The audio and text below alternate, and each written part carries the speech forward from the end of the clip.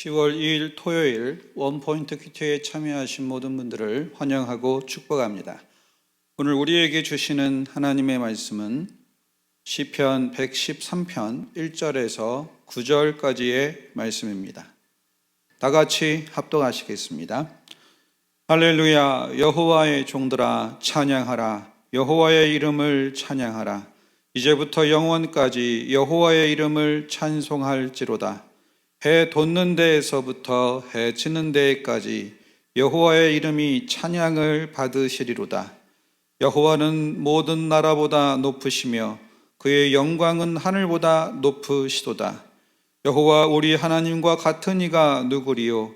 높은 곳에 앉으셨으나 스스로 낮추사 천지를 살피시고 가난한 자를 먼지 더미에서 일으키시며 궁핍한 자를 거름 더미에서 들어 세워 지도자들 곧 그의 백성의 지도자들과 함께 세우시며 또 임신하지 못하던 여자를 집에 살게 하사 자녀들을 즐겁게 하는 어머니가 되게 하시는도다. 할렐루야.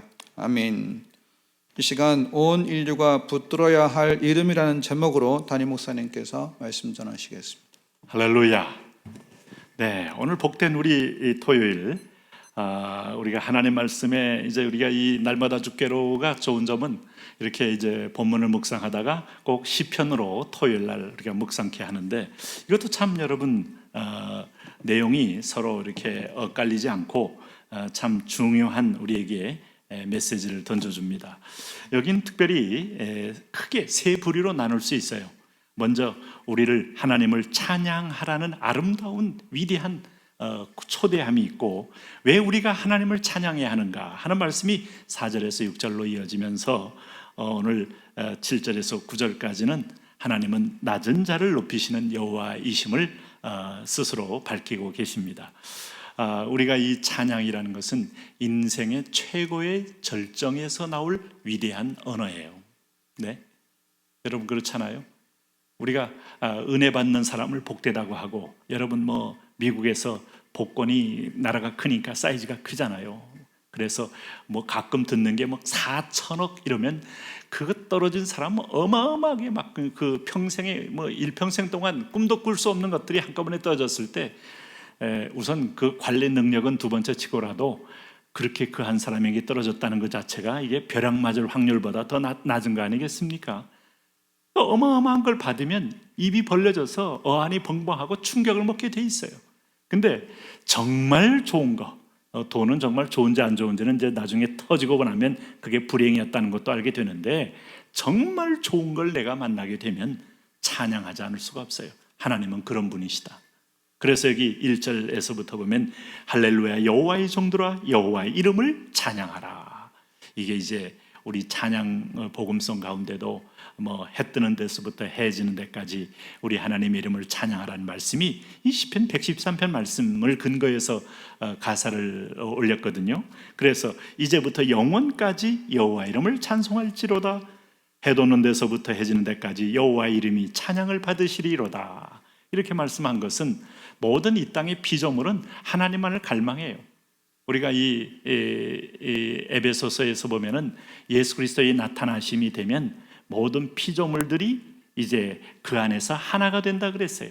이 피조물은 미생물계도 있고 생태계의 모든 식물, 동물 다 포함한 인간까지를 포함한 겁니다. 결국은 하나가 된다는 하모니를 가리켜요. 하모니는 조화입니다. 하모니에게는 반목과 갈등과 서로 약육강식이 없어요.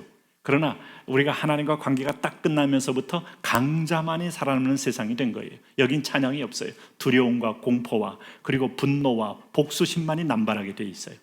여러분 인간 사회도 마찬가지입니다.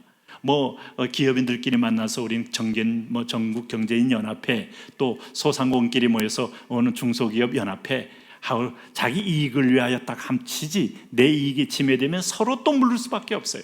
국가도 마찬가지고 어떤 단체도 마찬가지고, 아무리 정의로운 걸 부르짖어도 시민단체도 마찬가지고 정치 세력은 더더욱 마찬가지입니다.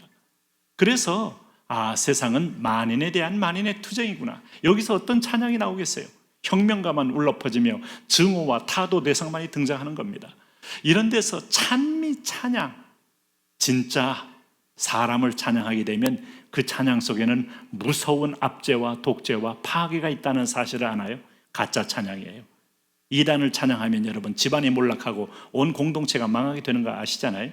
근데 오늘 여기 찬양 받으실 이는 한 분밖에 없어요. 여러분도 이제 교감이라는 말을 써보시면서 어떤 느낌이 되세요? 식물과의 교감, 동물과의 교감. 저는 아직까지도 파충류와의 교감을 한다는 분들을 쉽게 다 이해는 못하는데 아주 어마어마한 큰 노란 능구렁이 같은 거를 교감한답시고 집에서 키우면서 먹이고 함께하고 베개로 삼고 이런 분도 있는데, 사실상 이 땅의 모든 피조물은 사랑하면 교감하게 돼 있어요. 사람도 마찬가지입니다. 원수마저도 내가 너를 사랑하면 그 원수의 살기가 꺾이게 돼 있어요. 근데 그 사랑을 잃어버렸다 이겁니다. 그러고 나니까 내 이익을 찾기 위한 몸부림밖에 남지 않은 거예요. 그래서 서로 눈빛이 충혈되어 있고 서로 간에 뺏으려고 여러분 살기가 가득한 겁니다. 생태계를 보세요. 저 수면 아래를 보세요. 저 공중의 하늘을 보세요. 얼마나 무시무시한 지금 이 강자들만이 지금 다니면서 눈을 부라리며 먹을 걸 찾고 서로 죽이려고 합니까? 주님이 오시면, 그래서 예수님이 오셔야 돼요. 이 찬양이 터지는 거예요. 오늘도 여러분 하나님이 영광스러운 존재로 찬양하는 존재로 호흡이 있는 백성들은 다 여호와를 찬양하라고 만들었는데, 이 말로 원망하고 낙마하고 분노를 쏟아내며 욕을 쏟아내며 열린 무덤 같은 인생을 사신 분 혹 있습니까? 예수 믿어도요, 이렇게 인생을 더럽게 사는 인생이 있다면 오늘 성령으로 그 입술이 다 마치 그 이사야처럼 하나님의 제단에서 숯불에 정해진 것처럼 다 태워져서 찬양으로 바뀌게 되시기를 바랍니다. 그렇게 될 때 찬양하는 이유가, 첫째는 4절에 보니까 여호와는 모든 나라보다 높으시다. 열국에, 이 말은 그의 통치권을 얘기하는 거예요. 나라의 본질은 통치권입니다. 하나님은 온 우주를 통치하며 사람을 통치하며 자연을 통치한다.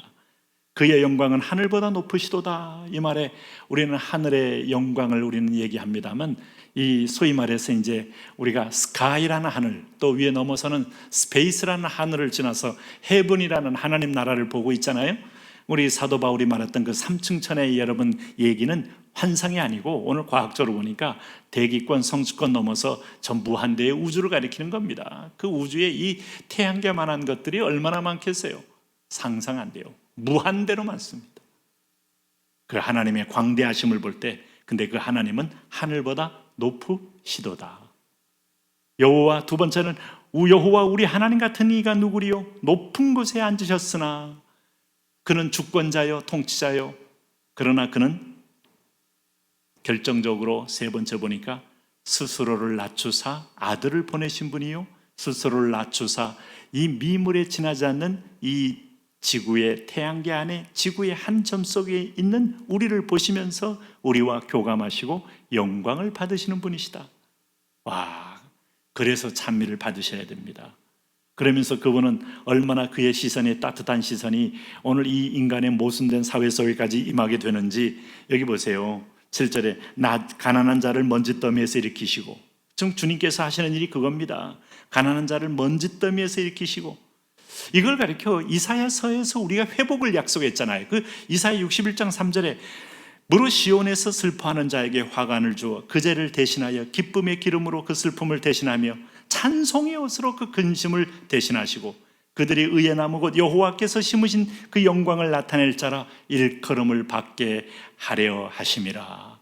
바로 내 백성들, 오늘 하나님께서, 특별히 예수님께서도 오늘 이 산상수훈에서도 보시면은 이 가난한 자, 없는 자, 너희 가난한 자는 복이 있나니, 누가복음 6장에 그런 말 하지 않았어요? 하나님의 나라가 너희 것이며, 물질적 소유가 부족한 것을 말하는 것도 물론 있지만 이게 그것으로 끝나면 말씀을 전혀 깨닫지 못하는 겁니다. 본질적으로 심령이 가난한 자, 갈망이 있는 자, 하나님에 대한 소망이 살아있는 자, 끊임없이 지금 줄인 자는 복이 있나니 너희가 배부름을 얻을 것이며, 이게 그래서 하나님은, 예수님도 참 이 12제자 가운데 보니까 6명이 이상이나 갈릴리 해안의 어부들, 무학자요, 그 찬바람 거친 바람 맞아가면서 풍랑의 이 바닷속에 위험을 몸에 맡기면서 고기 잡아 살고 있는 그 어부들을 찾아서 제자를 만드시고, 그러고 나서 주님은 세상의 죄인으로 알려져 있는 세리들을 부르시고, 주님이 하시는 거 보니까 세상을 뒤집는 분은 예수님이셔요. 네? 낮은 자, 이 죄악되고 낮은 자를 찾아왔기 때문에 오늘 내가 구원받은 겁니다. 여러분이 구원받은 겁니다. 네? 어떤 북한에서 탈북한 기자가 그런 말 하더라고요. 여기 남한에 와서 북한에서 자기가 뭐 특권층이었네 뭐니 하면서 목에 힘주는 놈들, 이런 놈들은 다 북한에서는 다 김일성이가 똑똑하고 항일 투쟁했던 진짜 독립군 다 죽여버리고 가장 무식하고 가장 머리 나쁜 놈들을 다 자기 최고에 올렸기 때문에 자랑하는 놈들은 다 이게 다 보면 그냥 멍청한 놈들의 후예다. 뭐 이렇게 이제 본인 표현이 그렇게 했어요. 네. 그러니까 여기 와서 괜히 명함 내밀고 나 북한에서 뭐 했네 이런 소리 하지 말아라. 니네 선조를 보면 다 하나같이 다 무식하고 백정 같은 수준의 자녀들이다. 이렇게 이제 얘기를 하는데, 뭐 여러분 우리가 스스로 높일 게 뭐가 있겠어요. 근데 여기 보시면 오늘 8절에 마찬가지로 지도자들 곧 그의 백성의 지도자들과 함께 세우시며 임신하지 못하는 여인까지 낳게 하신다 하는 건 주님께서 친히 없는 자를 또 낮은 자를 세우시며 오늘 우리에게 진정한 도울 자로 오시니 마땅히 그를 찬양할 이유가 여기에 있는 겁니다. 오늘도 그분을 찬미하며 은혜 안에 거하시기 바랍니다.